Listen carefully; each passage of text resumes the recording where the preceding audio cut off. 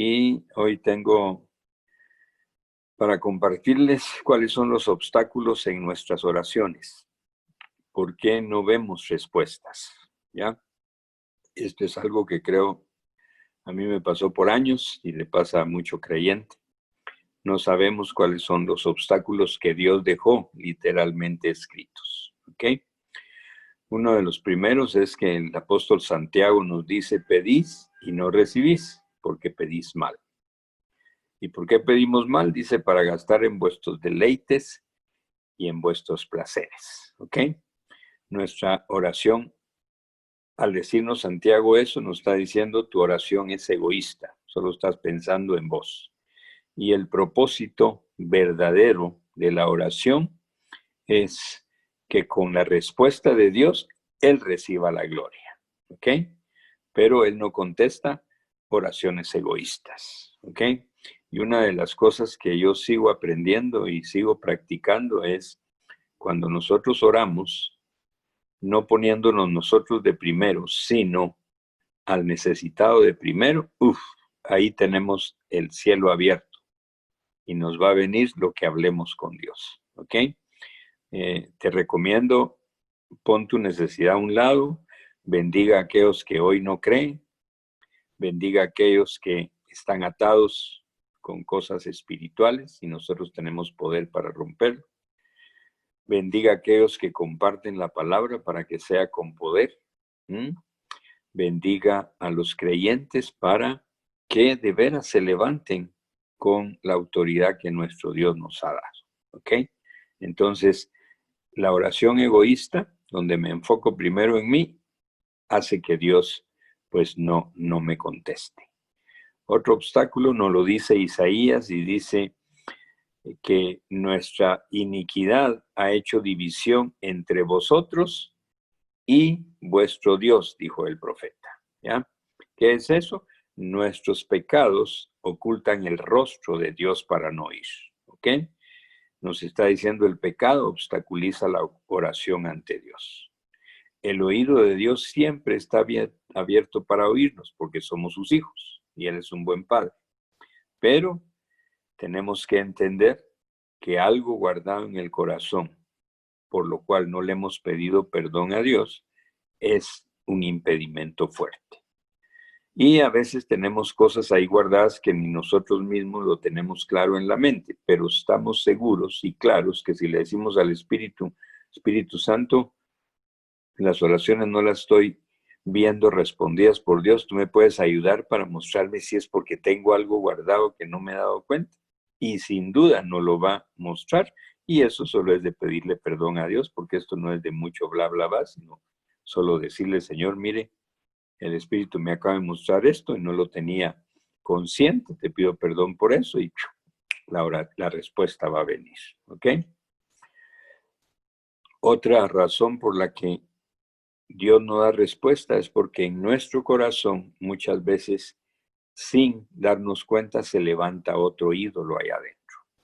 Y ese ídolo ocupa el lugar que solo Dios puede ocupar. ¿Ok? Y ese ídolo puede ser: admiramos a alguien, el éxito que estamos teniendo, el negocio, el reconocimiento que muchas personas nos dan sin querer hacernos daño, pero acuérdense que el corazón es engañoso, entonces nos hace el reconocimiento sentir mejor y eso pues va haciendo a un lado el lugar que Dios tiene. El deporte que practicamos, cuánta persona por eso ha dejado a Dios a un lado, ¿verdad? Entonces, cualquier cosa que ocupe el lugar de Dios, ¿ya? No dará Dios respuesta, porque esa es una forma para que nos demos cuenta que algo está pasando, ¿ok? Entonces, es importante estar claro que Él debe de ocupar ese primer lugar, ¿ok? Otra razón por qué nuestra oración no tiene respuesta es porque cerramos nuestros oídos a la necesidad del pobre. ¿Ok? Proverbios nos lo dice con mucha claridad repetidas veces.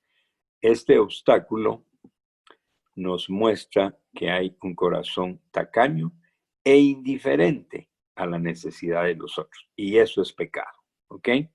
si tenemos falta de generosidad ante los ojos de Dios, ¿ya? Yo al principio comencé a dar, ¿verdad? A cualquiera. Después dije, no, hombre, qué tonto. Y luego oímos comentarios. Dice, no, pero si le das al del semáforo, ahí está pidiendo y es alguien de aquellos que anda todavía medio tocado de trago, de droga. ¿Para qué lo va a usar? Y la lógica te dice, claro. Y entonces dejé de hacerlo. Ya no le daba a la gente que pedía en los semáforos.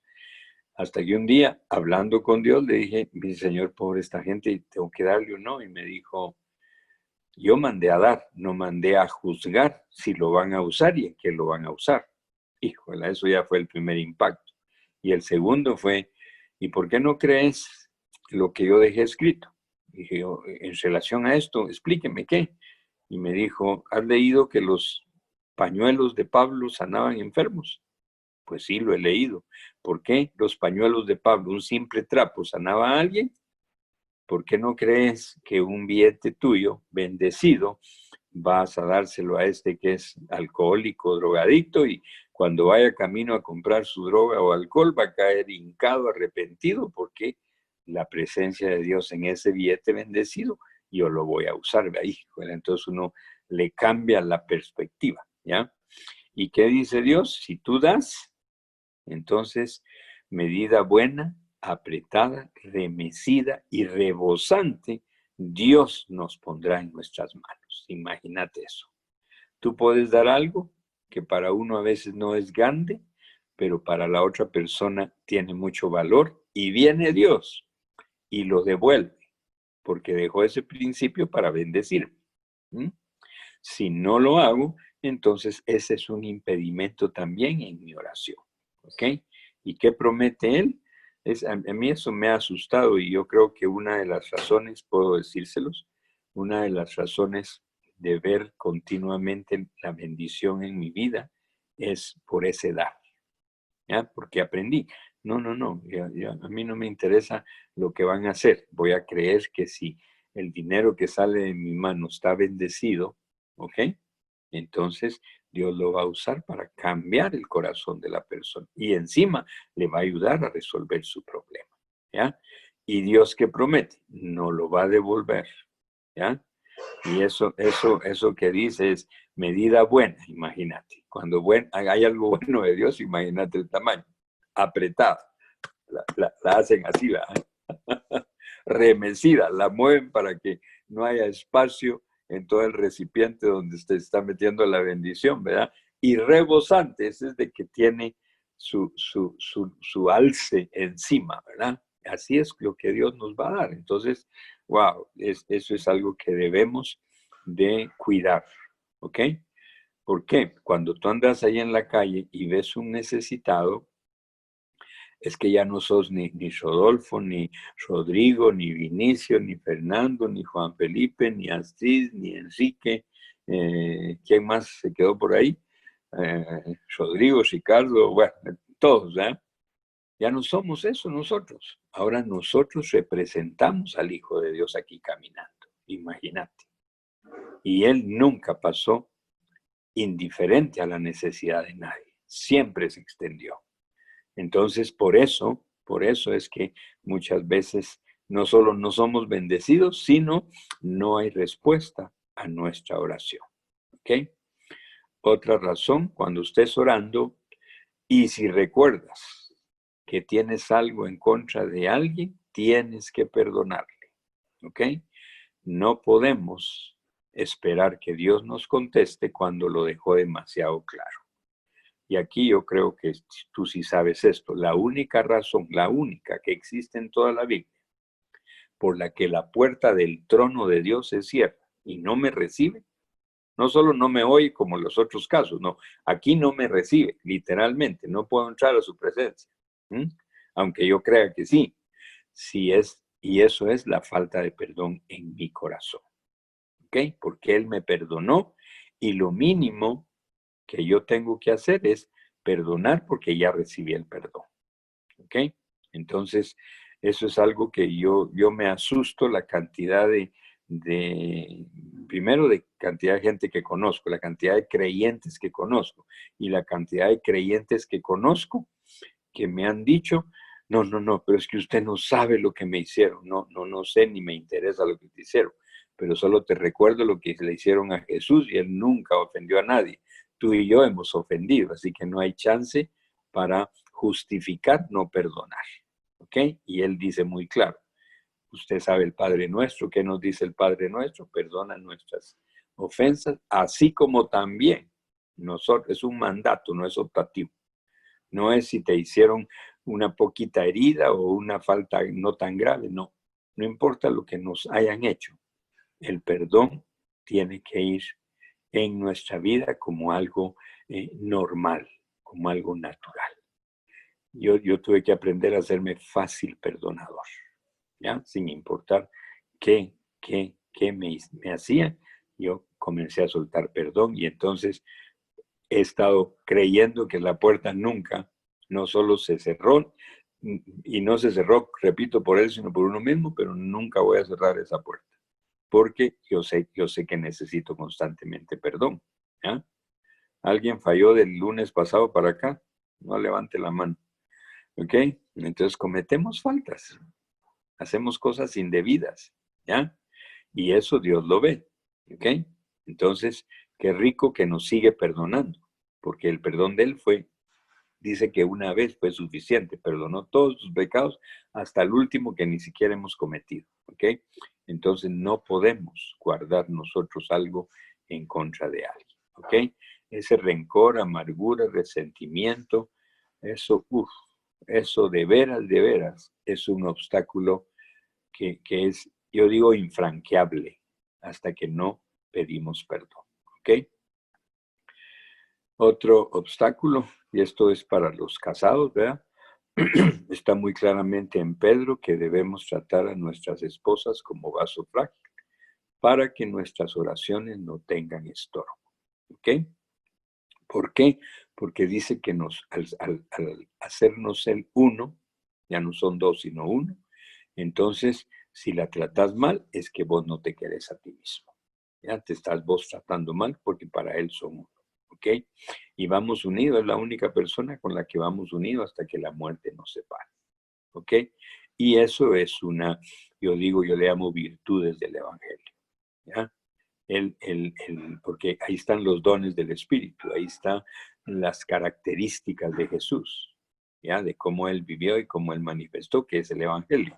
Entonces, si eso yo no lo puedo vivir, no lo puedo practicar en mi propia casa, entonces lo que haga fuera de casa para cualquier prójimo es fingido, porque no voy a ir a servir bien a quien no conozco. Si a los que amo y conozco en mi casa, no los puedo servir. ¿Ok? Y la última impedimento para que nuestras oraciones sean contestadas y Dios, esto lo pongo como un paréntesis, debes de creer, debes de saber, debes de entender que Dios no necesita que yo le convenza para que Él me responda a mi oración. Él es el más interesado en darme respuestas. ¿Por qué? Porque entonces se hace efectiva el sufrimiento que Él tuvo en esa cruz. Porque a través de ese sufrimiento fue que venció todo y ganó todo. ¿Ok? Entonces es muy, muy, muy, muy importante ya que sepamos eso. A Dios no lo estamos convenciendo.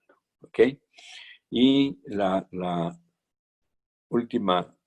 último obstáculo es nuestra falta de fe. ¿Ya? Tenemos, Santiago lo dijo, ¿ya? No pidas algo, pero no seas como la ola del mar que va y viene, entonces no sabe que va a venir. ¿Ok? No. Tenemos que, al pedir, al hablar con Dios, tenemos que creer que si ya le presenté a Él mi petición, entonces yo ya asumo que Él tiene el control y que va a venir la respuesta. ¿Ok? ¿Por qué? Porque si no, entonces he pedido sin fe. Y repito, el problema no es de Dios, el problema es nuestra. La fe nos debe de permitir creer que absolutamente todo lo de Dios puede ser nuestro, todo lo que Él dejó escrito. alguna vez yo entendí que todo lo que Dios es y todo lo que Dios tiene, como somos sus hijos, ya nos pertenece. ¿Te puedes imaginar? Lo ilimitado de Dios, su poder, su grandeza, toda su sabiduría, todo eso es nuestro, pero no lo creemos. ¿Ya? Si lo creyéramos y usáramos la fe, entonces lo podemos tomar. ¿Ya? 2 o 3 veces él dejó escrito de su plenitud, tomen, imagínate. Y uno a veces lo lee y lo tiene subrayado y dice, hijo de la madre, pero ¿cómo es esta cosa? Bueno, la fe es la que nos debe de hacer entender, primero, que yo no necesito convencerlo a él, yo me tengo que convencer que tenemos un papá, y los que tenemos hijos sí, los que hemos tenido hijos y desde niño el ejemplo más grande es nuestros hijos jamás nos convencieron de nada. Vos le compraste comida, le compraste sus botes de leche si era que la mamá no le estaba dando de mamar, le compraste sus pañales, todo, le la inscribiste para que estudiara y nunca un niño salió con el cartel a la calle que mi papá me pague el estudio. No hizo manifestaciones. El amor de padre, el amor de madre se volcó para que nuestros hijos, pues, no les hiciera falta nada. ¿Ya? Yo fui un niño que tuve muchos problemas en mi niñez económicos, ¿verdad? Y entonces, ¿qué fue la primera cosa cuando mis hijos comenzaron a venir al mundo? Proponerme a mis hijos nunca les va a hacer falta lo que a mí me hizo, ¿verdad? ¿Por qué? Porque yo voy a tratar, sin Dios, de ser un buen papá, ¿ok? Entonces, imagínate, sin Dios, en Dios, ¿cómo no va uno a entenderlo mejor?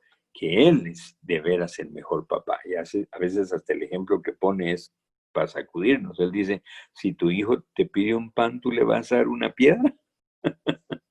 ¿Ya? No, nunca haríamos eso con un hijo. O una serpiente. Hay otro ejemplo. No, nunca haríamos eso con un hijo. ¿Por qué no podemos creer que Él está listo como mejor papá que nosotros para darnos lo que pidamos? Pero ¿qué tenemos que hacer? Si algo estamos pidiendo y no está viniendo, hoy hemos hablado de 7 impedimentos que pueden detener la mano de Dios. Él lo dejó escrito. Entonces, si Él lo dejó escrito, es de tomarle, ¿cómo se llama? De tomarlo en cuenta, porque nadie estamos exentos de fallar en alguno de esos casos. ¿Ok?